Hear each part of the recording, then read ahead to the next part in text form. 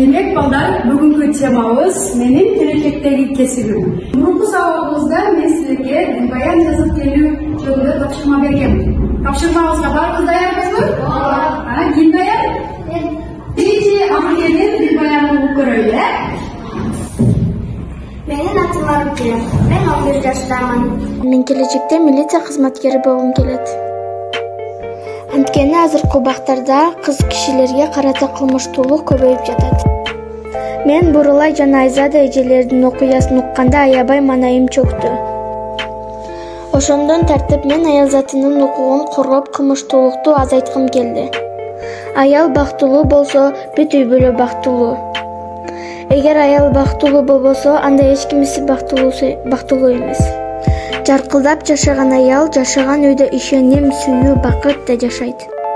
Үй бүлө бакубаттыгы мамлекеттин бакубаттыгы болот деп терең ишенем. Мен да мамлекеттин өнүгүүсүнө салым кошушкум келет.